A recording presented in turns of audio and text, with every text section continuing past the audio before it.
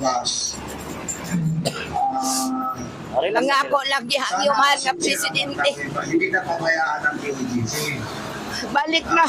Kahit kasi mangyayari Balik na ito sa matuwid ibang ng mga landas. religious, denomination. Relax na, relax. Relax. PUGC, yung ibang religious. Mga tao, May pagkataon ka na sana senior ito. na ano yung Kaloob ng mosque.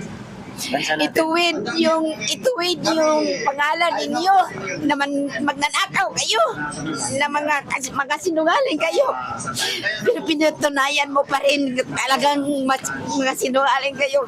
So, kwento sa So hello yan, good morning mga kababayan. So ayan, nandito tayo ngayon sa labas ng QGC, no, na kung saan ay patuloy tayong nagbabantay mga kababayan, no, hinggil ditong sa mga kaganapan na kung saan, no, lagpas na po 24 hours, no, 24 oras na mula nung lumusob ulit itong sangkatutak na mga kapulisan ni Torre, mga kababayan, na, no, nagkandak ulit ng search dito kahit walang warrant pala pumasok, no, pinayagan ng QGC.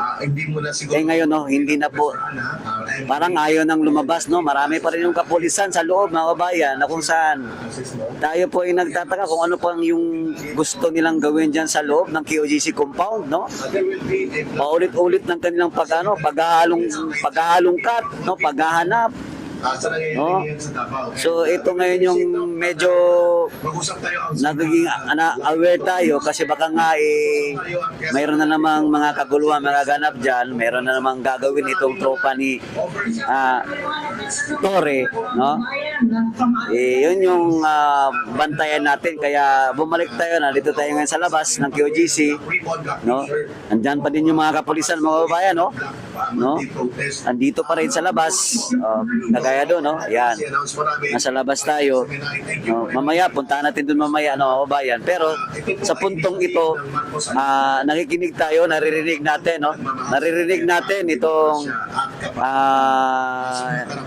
programa ni kay Eric, no, sa SMNI, mga kabayan. Ayan, pakinggan nyo lang po, no? Thank you, Prof. At i-announce natin ang detalye nito at i-open yung mga Facebook kung ninyo at ito yung magiging online protest. Yan yung Monday, at mayroon pong symbolic Monday Black Protest. Yan, Monday Black Protest daw dyan sa ITSA. So bukas po yun, Monday Black Protest. So ngayon nandito si nanay, no. Tatanungin ko si nanay kung anong masasabi niya, no, bakit siya nandito at ano yung ginagawa niya dito sa harap ng QGC. So ito, puntahan natin si nanay, mga kabayan.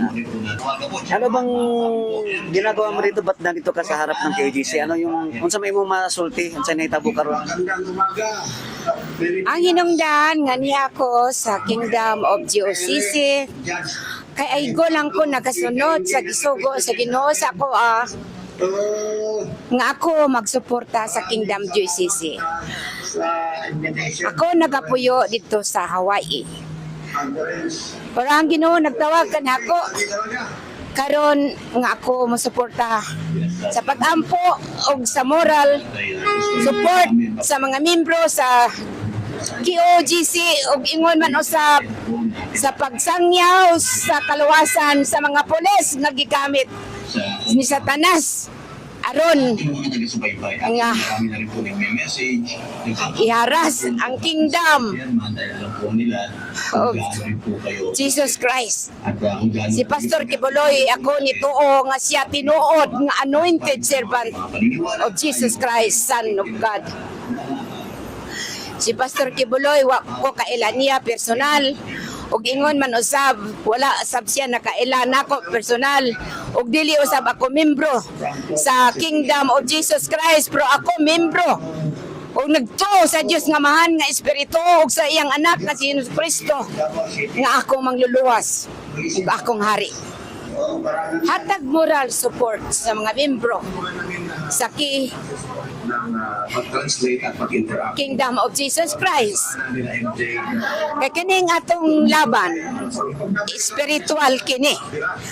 Sa tanang pastor nga nagtudlo sa mensahe sa pulong sa Ginoo sa kaluwasan, si Pastor Kibuloy ug ang iyang kinabuhi na hisama sa katong Ginoong Hesukristo. Gibutang-butangan ug ilapag yung gipatay. Pero human na, gitpasaan na sa cross. We are free already. Sagrado na lugar. Doon sa may tanaw mo karon na Kaning ilang gihimo. mga pulis ko, labi na si Tori. Kani si Tori, Natapos na nila, pinagbigyan. bisag unsa pa siya ka makasasala, ang Ginoo nagtawag sa iyang kasing-kasing nga maghinulso sa iyang mga sala. Kaya ang Ginoo nagmahal. Bisag unsa pa sa imong mga sala kung ikaw mo balik sa hinulsol ka, pasayloon ka sa Dios kay humana nga gipasaan sa atong Ginoong Hesukristo. General Torre, kung ikaw makadungog sa kong panawagan o sa imong mga tao, hinumdumi nga ang Ginoo naghigugma kanimo. Kung unsa ba imong kamalian sa kinabuhi, nakapatay ka man, kung unsa man, ang Ginoo anda mo pasaylo kanimo kung ikaw mo balik nato kaniya. Ginoo nagpakamatay tungod ka nato. Kani spiritual attack sa kingdom of Jesus Christ. Si Pastor Kibuloy dili okot. Tinuod siya. Tinuod siya nga anointed. Anak, aron buhion ang patay na nga pulong sa Ginoo tungod na ni mga mini nga mga ministro nga wala nagasunod unsay pulong sa Dios kana sa Biblia. Si Pastor Kibuloy gisunod niya ang tanan ug mao nga siya ang iyang kinakbuhi mahisama sa atong Ginoong Hesukristo.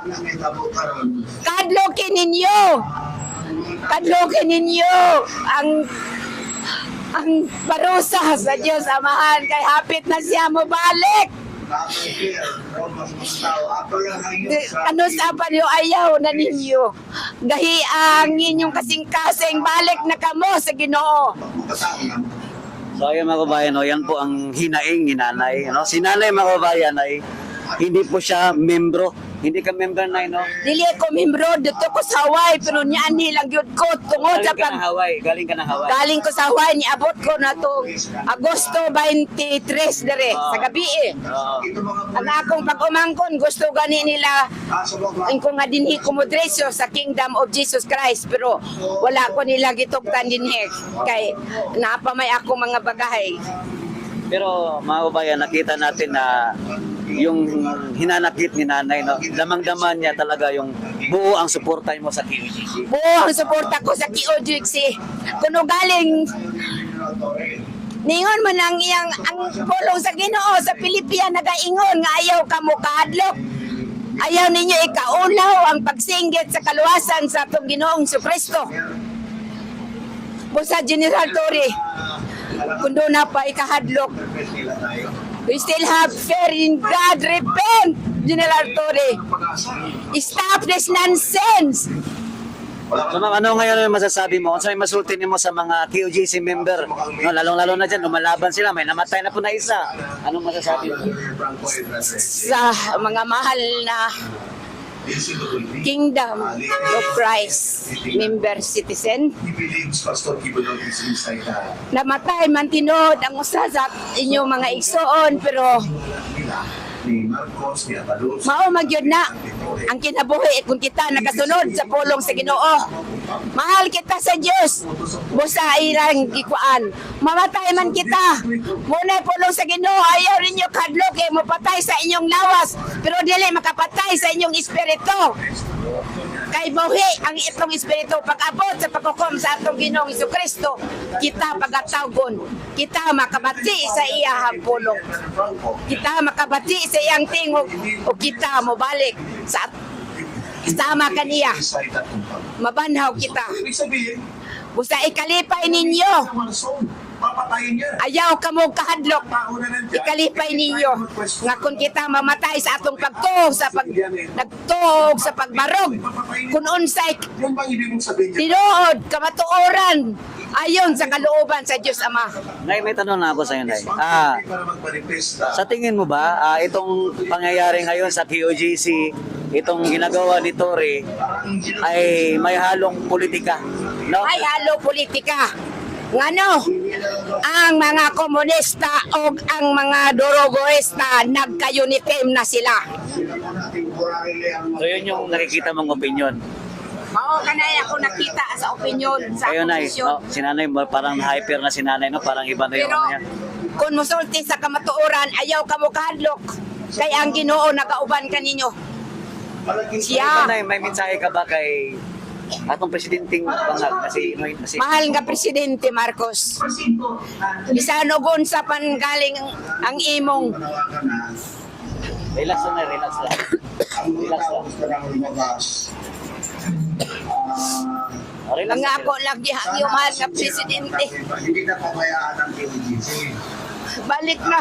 Kahit kasi mangyayari Balik na sa matuwid ibang nga mga landas. religious, denomination. Relax lang, Nay, relax. Relax. Relax. QGC, yung ibang Grabe yung religious feeling nga, Nay. denomination, pwede na gawin ito. Wala tayong tubig dito. It is obviously a police of power. Wala na Okay na, yung relax na, relax na. constitutional rights ng mga tao. Okay na.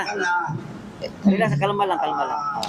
Usa rin ako nabudol kaya bumoto rin ako sa iyo. Chairman, yung Sa pag linya po ng sa linya po ng mga statement, maaari din ito believing na natin Muslim. matuloy-tuloy ang mga magagandang mga naumpisahan ni Tatay Digong. Ang dami ng business ginawa yan. Pero I will start one place yung sa Palimbang na mosque. Yung mga tao may pumasok. pagkataon ka na sana Ako senior ito. na ano yung Nakaloob ng mosque. Bansa natin. ituwid yung pangalan ninyo na magnanakaw kayo na mga sinungaling kayo. Pero pinatunayan mo pa rin talagang mga sinungaling kayo. So, O, ayan na, relax na, Nay. So, maraming salamat, Nay, ha. Nay, okay ka lang? Okay lang, buwan ako ng tubig, ha.